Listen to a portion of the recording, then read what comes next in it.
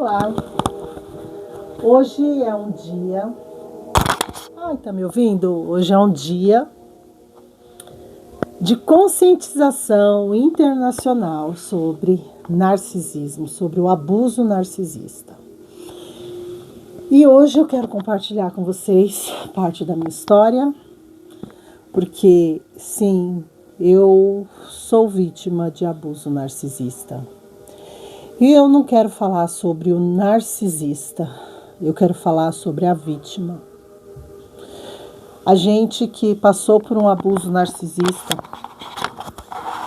a gente carrega muitas sequelas.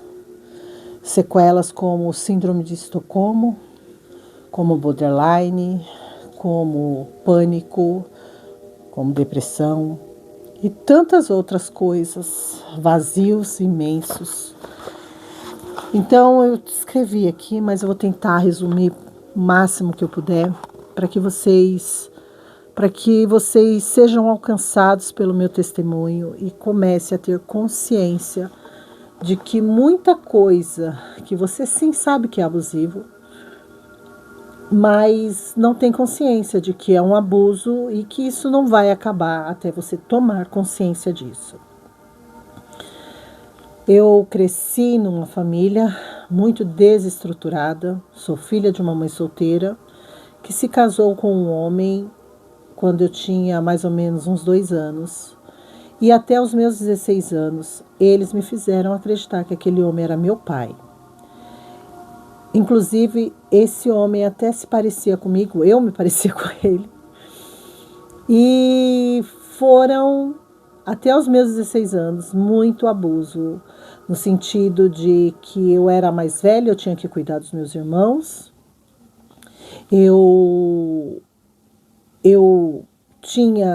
Parecia que eu sempre estava devendo algo, eu tinha que honrar e agradecer por estar naquele lar.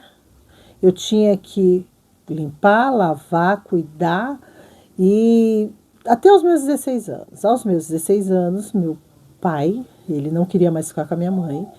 E por ser uma família disfuncional e moralista, né, porque muitos dos narcisistas são moralistas, eles colocam o peso de que mãe solteira é um crime, é um peso de que tudo é fora do normal. Eles nunca falam palavrão para os outros e faz você mentir falando não, ele não fala palavrão. Mas dentro de casa ele fala palavrão, ele te bate. Ele te coloca de castigo, te dá tratamento de silêncio. E você se sente culpado o tempo todo. O tempo todo você fica em alerta, porque o que será que eu fiz? Ele, o pai ou a mãe fica com a cara feia e a criança cresce. O que será que eu fiz? E isso vai acompanhando até a vida adulta. Quando eu tomei consciência dos abusos narcisistas que eu tinha sofrido, uma dos abusadores, minha mãe já estava morta há 2 anos, e eu já tinha passado dos 40 e estava questionando a Deus por que Deus está sozinha, porque eu não consegui, eu sendo inteligente, bonita, sendo financeiramente estar bem, estar em ambientes bons, onde tem pessoas boas, eu não conseguir atrair um homem para mim. Eu não conseguir ter um relacionamento sólido. Meu primeiro relacionamento aconteceu, minha mãe zoava muito esse rapaz, né? Ele era feio, assim, aos olhos dela. Ele era um moleque, né? Um moleque muito bagunceiro, um moleque bem traquina mesmo. E o que acontece? Ela ficava falando, tá vendo lá aquele moleque lá? Tá apaixonadinho por você, tá querendo ficar com você e tal. Ele tinha uns 15 anos, eu tinha uns 16. E aí foi quando eu descobri que meu pai não era meu pai, que ele era meu padrasto, e eu fiquei desequilibrada. E eu encontrei apoio, eu encontrei afeto nos braços desse moleque. Esse moleque, quando minha mãe descobriu, ela queria matar ele, ela fez o maior escândalo na porta dele. E comigo a mesma coisa, né? Me proibiu de sair de casa. Não, você não vai sair, você não vai ficar com esse menino.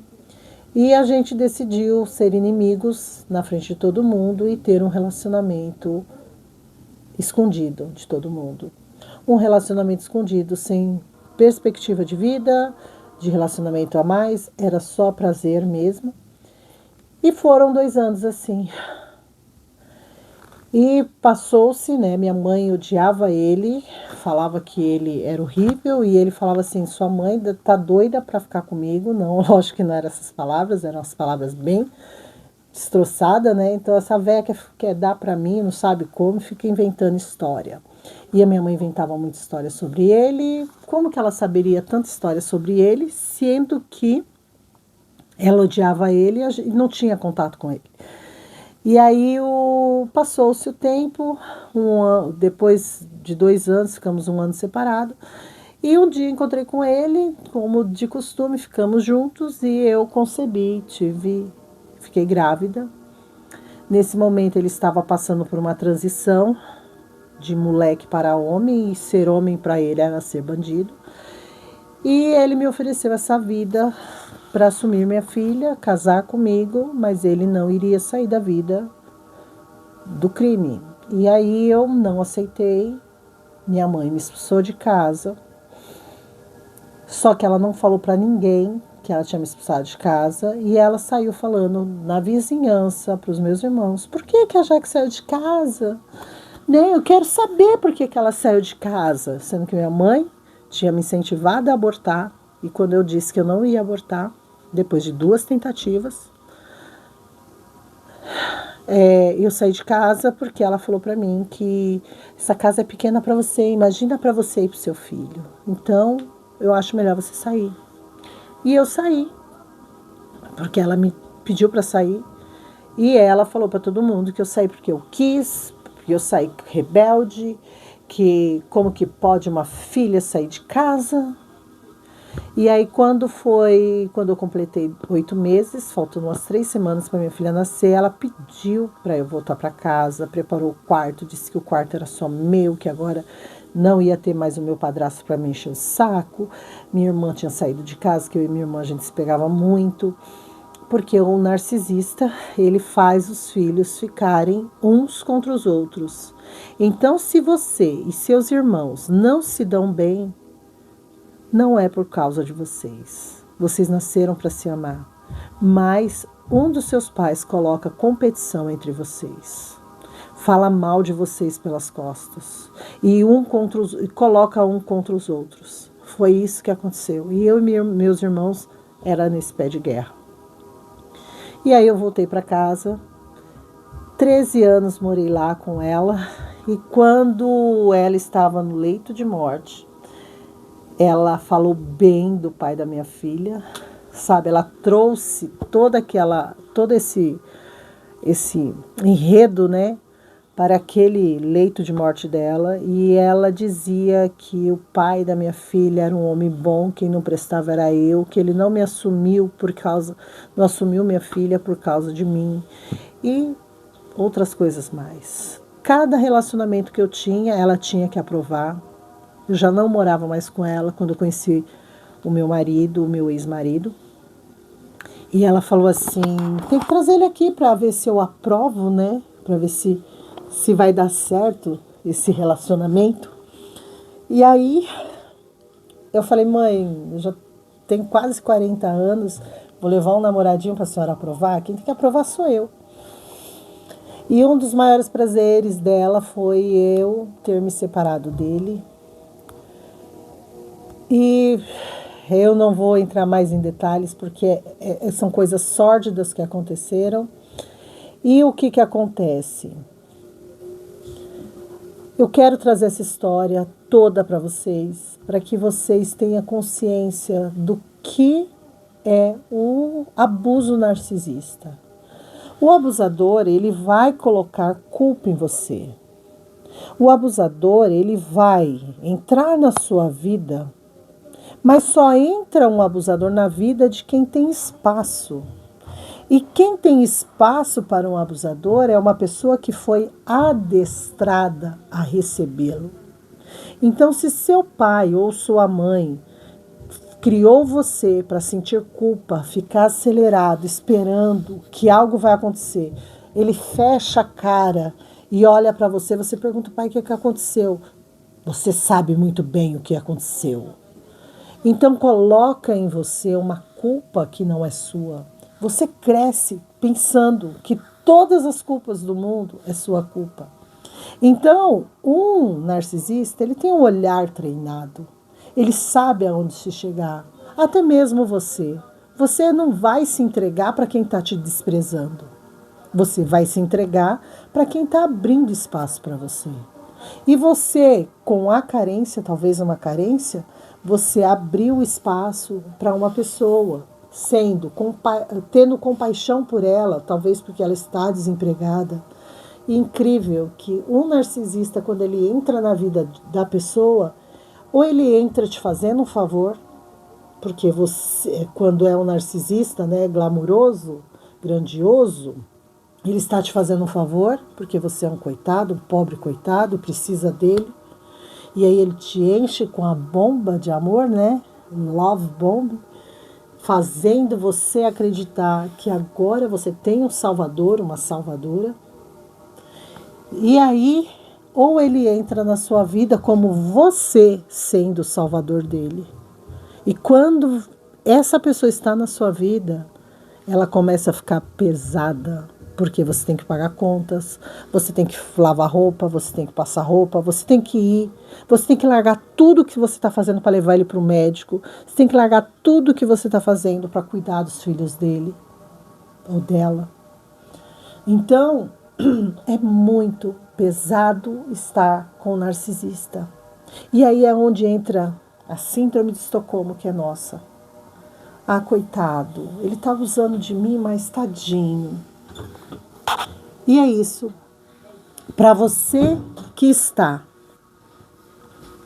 com dificuldade de amar, com dificuldade de ter um relacionamento, eu quero convidar você para no dia 9 de junho, aqui neste canal, às 20 horas, a estar participando da oficina Eu Mereço Amar. Porque a gente que passou por esse abuso, a gente tem essa dificuldade de entender o que é o amor e aceitar qualquer coisa para preencher esse vazio do amor. Só que dentro de nós há sim faísca desse amor, porque o amor é Deus. E Deus quer que a gente viva relacionamentos sólidos, relacionamentos saudáveis. Mas para vivermos relacionamentos saudáveis é necessário a gente olhar para dentro. É necessário a gente se olhar, se perceber e se amar. E quando você começar a identificar dentro de você o amor, você vai entender como é fácil amar. Sendo fácil amar, a gente vai começar a compartilhar o amor e não vai haver mais espaço para abusador. Porque o amor, ele não é ciumento. O amor não é dolorido, o amor não é pesado. O amor é fácil, o amor é leve. O amor, o que é o amor? Escreve aqui para mim o que é o amor. E você que chegou até aqui, está começando a pensar o que foi que aconteceu comigo para eu hoje estar nessa situação que estou, sozinho, velho, doente.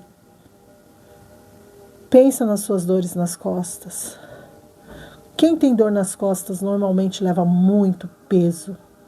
Peso da família, peso do trabalho. Porque quem passou por abuso narcisista acha que pode levar o mundo nas costas. Porque você é forte, você é teimoso, você é guerreiro. Nossa! As vítimas narcisistas, vítimas dos narcisistas, elas são sempre guerreiras. Caiu, tá ali esmagado. Não, mas eu consigo. Tá aqui, ó. Não consigo. E o pé do narcisista, o pé tá aqui, ó, na sua cara, te esmagando. Mas você Fala, eu consigo, eu sou guerreira. Você mesmo, vai guerreira. E é isso. Você merece amar. Eu mereço amar. Escreve aqui, eu mereço amar. Que Deus te abençoe e se conscientize que nem tudo é culpa sua.